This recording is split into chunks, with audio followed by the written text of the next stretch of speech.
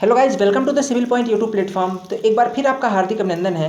आज इस लेक्चर के अंदर अपन बात करने वाले हैं पॉलिटेक्निक एस्पिरेंट्स के बारे में। जो भी पॉलिटेक्निक का इंट्रेंस एग्जाम देने वाले हैं उन्हें किस प्रकार की तैयारी करनी है ताकि वो एग्जाम के अंदर अच्छा स्कोर करें और अच्छा कॉलेज और अच्छा ब्रांच कर पाएँ। ठीक है, अच्छा ब्रांच सेलेक्ट कर पाएँ। स्पेशली फॉर जहाँ तक ब्रांच की बात आती है तो सबसे पहले जो स्टूडेंट की चॉइस होती है या आज की डिमांड की बात करें जिसमें जॉब की चांसेस बहुत ज़्यादा होते हैं कि जिसमें जॉब आपको तुरंत मिल जाएगी, वो होता है माइनिंग डिपार्टमेंट। ठीक है, माइनिंग ब्रांच की बात करूँ तो उसके लिए आपको एक अच्छा स्कोर करना होगा अपने इस एंट्रेंस एग्जाम में। तो उसके लिए आपको कितना स्कोर सेफ रहने वाला है और क्या इसका सिलेबस है पॉलिटेक्निक का, किस प्रकार आपको तैयारी करनी है, वो सारी चीज़ें आज अपन इस वीडियो के अंदर डिस्कस करने वाले हैं। ठीक है, और पॉलिटेक्निक की हर छोटी बड़ी अपडेट्स के लिए, हर इंपॉर्टेंट अपडेट के लिए चैनल को सब्सक्राइब जरूर कीजिए। इसके बाद इनका जो मैं यहाँ चीज़ें डिस्कस करूँगा इसके कई सारे लेक्चर इस चैनल पर लाने वाला हूँ, तो आप इस चैनल को सब्सक्राइब कीजिए और दोस्तों तक शेयर जरूर कीजिए ताकि आने वाले वीडियोज़ के अपडेट आपको टाइम टाइम पर मिलते रहें और आप इसका भरपूर फ़ायदा उठा सको। ठीक है, चलिए लेक्चर को स्टार्ट करते हैं। ओके, तो लेक्चर तो मैं आपको सबसे पहले पॉलिटेक्निक के सिलेबस के ऊपर, इसके बाद डिस्कस करते हैं कि आपको तैयारी किस प्रकार करनी है। ओके दोस्तों, फ्रेंड्स तो मैं आपको लेकर के आ चुका हूँ पॉलिटेक्निक के सिलेबस के ऊपर। आप देख सकते हो सामने जो पॉलिटेक्निक का सिलेबस है वो 3 पार्ट में डिवाइडेड है। ठीक है, 3 पार्ट के अंदर डिवाइडेड है। पहला चीज़ तो आपके आता है इसके अंदर साइंस का पोर्सन। ठीक है, साइंस के अंदर भी 2 चीज़ें हैं। पहली चीज़ क्या आपका फिजिक्स है, ठीक है, भौतिक शास्त्र, दूसरा आपका रसायन शास्त्र और तीसरा आपका मैथमेटिक्स। 3 चीज़ जो 3 सब्जेक्ट्स इंक्लूड हैं पूरे सिलेबस के अंदर। टोटल क्वेश्चन आपके 150 क्वेश्चन रहने वाले हैं। ठीक है, 150 क्वेश्चन और आपको ये कंप्लीट करने हैं 2 घंटे के अंदर। ठीक है, 2 आवर्स के अंदर। पहले 3 घंटे का होता था जब ये पेपर ऑफलाइन होता था, आज के डेट में ऑनलाइन मोड पे हो रहा है, इसलिए 2 घंटे के अंदर ये पेपर आपके कंडक्ट किए जाते हैं। क्लियर, तो इसमें कितने कितने देखो, टोटल 150 क्वेश्चन है। 50 नंबर के 50 नंबर के तीनों तीनों से आने वाले हैं। ठीक है, 50 नंबर का आपका गणित है, 50 का रसायन शास्त्र यानी केमिस्ट्री और 50 का आपका फिजिक्स है। और ये जो टोटल है ये आपका 10th सिलेबस के अंदर यानी कि 10th NCERT बेस्ड पूरा सिलेबस है आपका। अब इसको थोड़ा सा डिटेल में देख लेते हैं क्या क्या चीज़ें इसके अंदर आने वाली हैं। देखो, पहली चीज़ तो आता है कि अपन मैथमेटिक्स की बात करते हैं। मैथमेटिक्स के अंदर आपका क्या है, रियल नंबर क्या आपका नंबर सिस्टम के अंदर। देखो, नंबर सिस्टम काफ़ी बड़ा टॉपिक है 10th के बेस के पर। उसी के अंदर आपका क्या है, नंबर सिस्टम के अंदर रियल नंबर है। फिर जैसे सेकेंड यूनिट में क्या आपका एलजेब्रा है। ओके, एलजेब्रा के अंदर पॉलिनोमियल्स है, pairs of linear equation in 2 variables है। ठीक है, कोऑर्डिनेट है, अर्थमेटिक प्रोग्रेशंस है। ओके, और फिर अगला ठीक है, लाइन वो भी 2 डायमेंशन के अंदर, 3 डायमेंशन नहीं पूछी जाएगी आपको। इसके बाद ज्योमेट्री में आपके क्या क्या ट्रायंगल्स है, ट्रायंगल के एंगल्स के बारे में, उनके फिनोमिनस क्या क्या होते हैं, उनके रूल्स क्या क्या हैं। ठीक है, तो इन चीज़ों में ट्रायंगल से आपको क्वेश्चन बनेंगे। ठीक है, बाकी सारी चीज़ें डिटेल में दी गई हैं, आप इनको डायरेक्टली पढ़ सकते हो। ठीक है, डाउनलोड करके पॉलिटेक्निक का सिलेबस आप देख सकते हो। मैं इसको ऊपर ऊपर तरीके से आपको समझा रहा हूँ। सर्कल है, इसके बाद फिर कंस्ट्रक्शंस हैं। ठीक है, और फिर आपका है ट्रिग्नोमेट्री। ट्रिग्नोमेट्री के अंदर फिर इंट्रोडक्शन ऑफ ट्रिग्नोमेट्री है, ट्रिग्नोमेट्रिक आइडेंटिटीज है और हाइट डिस्टेंस से भी क्वेश्चन आपके आने वाले हैं। ठीक है, इसके बाद क्या आपका मेंसुरेशन है। ओके, इसके बाद आपका स्टैटिक्स एंड प्रोबेबिलिटी यानी कि प्रायिकता से भी क्वेश्चन आपके पूछे जाएंगे। तो ये आपके टोटल इतने टॉपिक्स हैं। ठीक है, टोटल 7 टॉपिक्स हैं। इतने से आपके पूरा मैथमेटिक्स के क्वेश्चन यहाँ से आपके क्वेश्चन आएंगे। इसके बाद मैं अगले टॉपिक की बात करूँ तो आपका जो केमिस्ट्री वाला है, केमिस्ट्री और जो फिजिक्स कंबाइन सिलेबस है। केमिकल रिएक्शन फर्स्ट है, acid based salt, acid based में किसने क्या कहा, ब्रस्टन लॉरी क्या सिद्धांत था, यहाँ से ज़्यादातर क्वेश्चन पूछे जाते हैं। ठीक है, इसके बाद metal and non metals. Okay, इनके क्या क्या फिनोमेनन होते हैं, मेटल को किससे रिएक्शन करने पर क्या मिलेगा, है ना, क्वेश्चन आते हैं ना, इसका ऑक्साइड क्या होता है, ऐसे कर क्वेश्चन। कार्बन कंपाउंड्स हो गए, पीरियोडिक क्लासिफिकेशन ऑफ एलिमेंट्स हो गए। ठीक है, पीरियोडिक कंपाउंड में पीरियोडिक टेबल से बेसिकली ऊपर से नीचे जाने पर क्या हो रहा है, संयोजकता ऊपर से नीचे जाने पर बढ़ रही है, राइट जाने पर क्या हो रही है, ऐसे क्वेश्चन काफ़ी ज़्यादा पूछे जाते हैं यहाँ से। ओके, और इसके बाद क्या है आपका, और वैलेंसी वगैरह से काफ़ी क्वेश्चन यहाँ से आते हैं। नेचुरल फिनोमिनाज क्या क्या होते हैं। ठीक है, और इसके बाद आगे की बात करूँ मैं तो अच्छा, अब यहाँ से आपका देखा है इफेक्ट ऑफ करंट।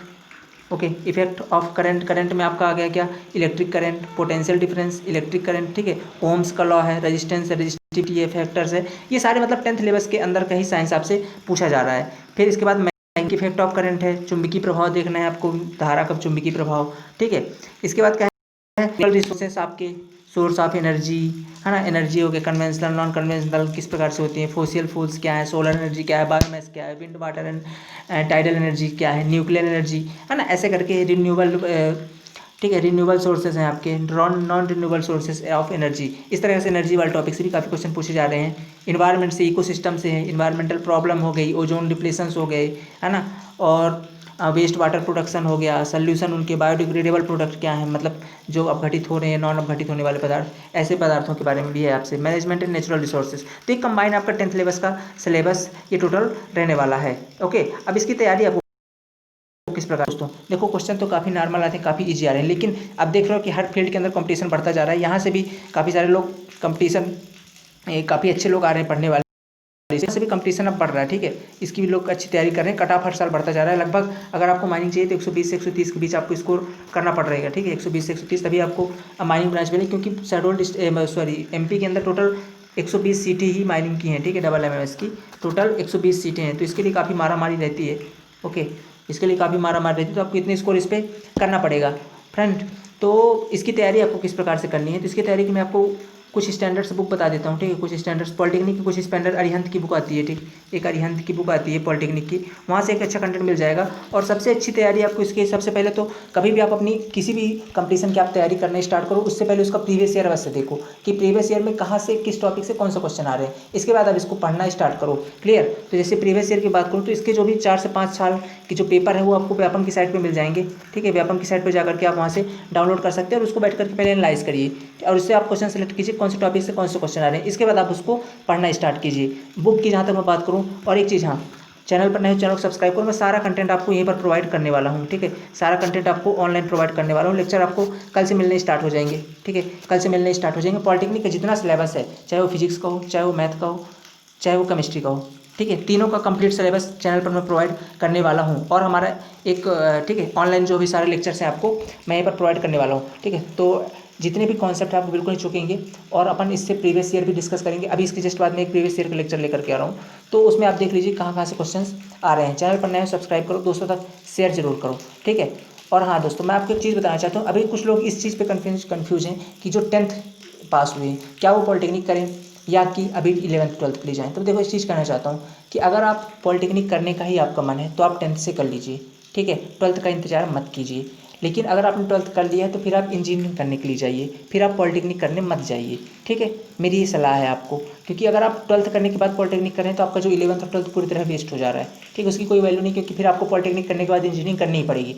तो एक सलाह मेरी मानिए, अगर आप 10th कर चुके हैं तो आप पॉलिटेक्निक को फॉर्म फिलअप कीजिए, कंपटीशन पर बैठिए, और अगर आपको एक अच्छा ब्रांच, अच्छा कॉलेज आपके मनपसंद मिल रहा है तो पॉलिटेक्निक कीजिए। देन इसके बाद 3 साल की इंजीनियरिंग कीजिए और फिर आप अपने जो भी फील्ड में आप जाना चाहते हैं वहाँ जाइए। ठीक है, 12th करने की फिर आपको ज़रूरत नहीं है। लेकिन अगर आप 12th कर रहे हैं तो फिर आप JEE की वगैरह की तैयारी कीजिए और फिर डायरेक्टली इंजीनियरिंग में जाइए, फिर पॉलिटेक्निक पे मत आइए। यही मेरा डायरेक्टली सोल्यूशन है आपसे। ठीक है दोस्तों, और जहाँ तक मुझे मेरी सलाह मानो तो आप लोग पहले, सबसे पहले तो माइनिंग के लिए जाओ, क्योंकि 2 ही ब्रांच मेरे को अभी बेस्ट जिसका स्कोप लगा समझ में आ रहा है। फर्स्ट माइनिंग पे, फिर कंप्यूटर साइंस पे, और थर्ड आप जाइएगा इलेक्ट्रॉनिक्स पे, क्योंकि अभी इलेक्ट्रॉनिक का क्रेज बढ़ने वाला है। और फोर्थ फिर आप जाइएगा सिविल वगैरह में, अगर आपको गवर्नमेंट सेक्टर में जाने का इंटरेस्ट है तो।